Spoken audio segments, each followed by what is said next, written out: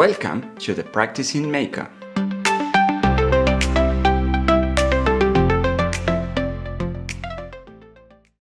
In several instances, it is almost an act of intellective irresponsibility to declare that absurd is not valuable because it is the frontrunner of logical statements.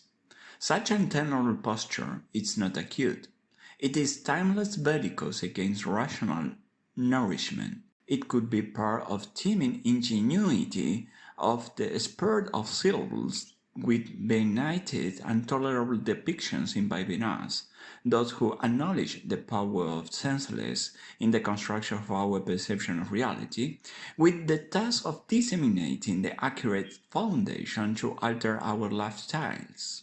Again, by rostering the uncharted and assiduous claiming of what is leaves our reason, while languishing in a pan of social networks or mass media discourses, it is unfit for critical thinking. Moreover, it fermented a whole ordeal of social disadvantages without a single skirmish that demonstrated the actual motives of, for example, class interests.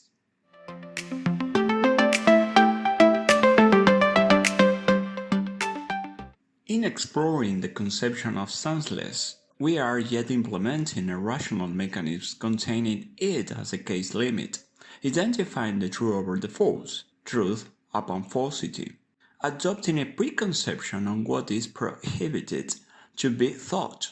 For a cognitive agent with conscious attempts to climb up the monolithic breathing of thinking, it leads us to the verisimilitude of being magicians coping with our illusions. On this landscape, it would rather be customized details to every peculiar aspect of public speech by people influencing literature and think it with sycophantic mindset, like what is represented by Dickens on her characters toadies and humbugs in the Bildungs Roman Great Expectations. The problem: what is beneficial simultaneously for the war? How can it be reached? Ancillary questions revolve around the unsurmountable profusion of data, information, and knowledge that seem at odds with each other.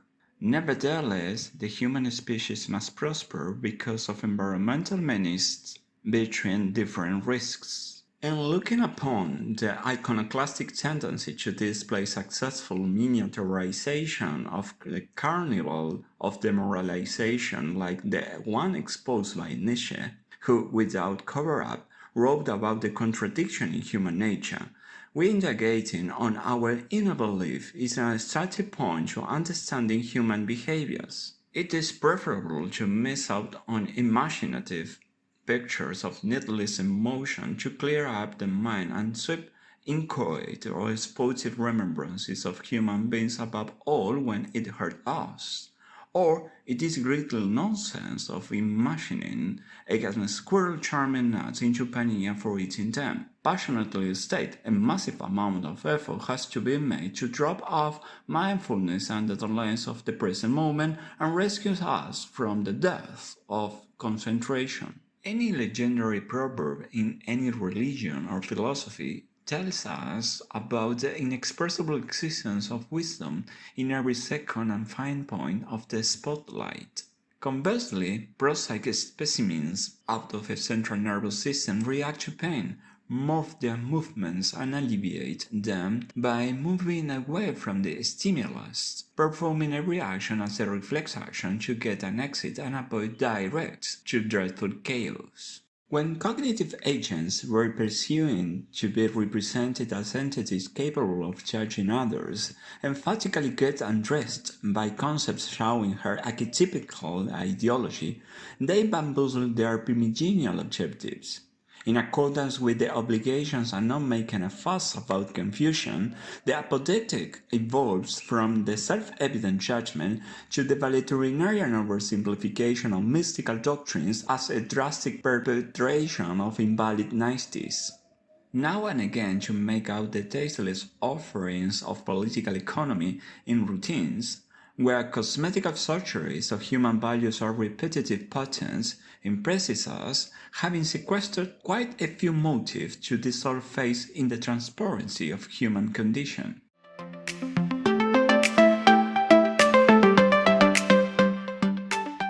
In a broader context, logic in social and natural sciences demands a fleeting presence of quite eccentric emancipation from the long-lasting and preposterous demarcation of what is absurd.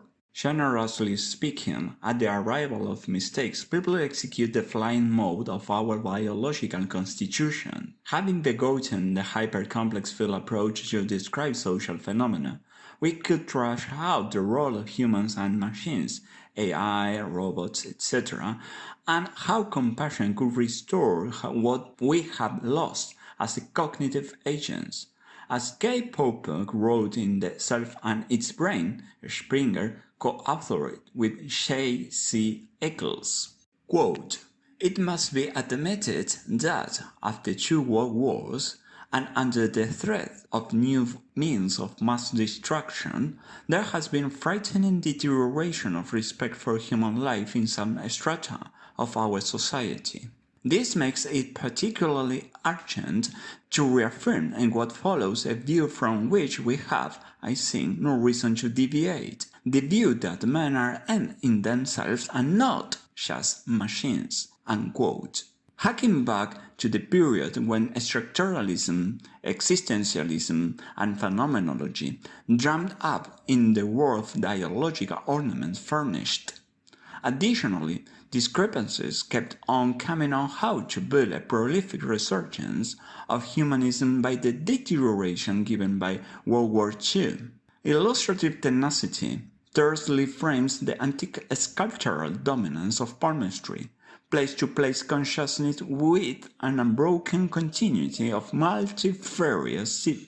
In vain and stubbornly, people jeer those who come across the necessity of more reflection due to the first one's blended the pictorial quagmire of inner flows stemming from chucking up the benevolence, even when during historical processes the last ones who pay attention to meditative actions have been called scoundrels by their inspiring resistance to accept the senseless, mirthless, and unforeseeable nourishment of proposing new paradigms or resoluteness principle for the benefits of majority.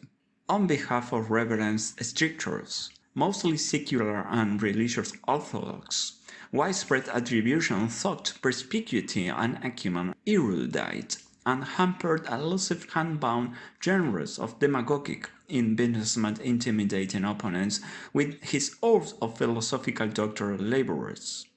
Furthermore, they recognize unblushingly the capital sparkling their inner interest, disproportionately splendid and delicious, to their disinterred mischief of sorting out frantic mistreatment for whom does nothing akin their effective fashion to see the world as a big market. It brought back the unmade explanation of critical thinking skill in the AI kickoff to the ineluctable standpoint over the importance of being politically active, where constituencies of preferment are vital for democracy.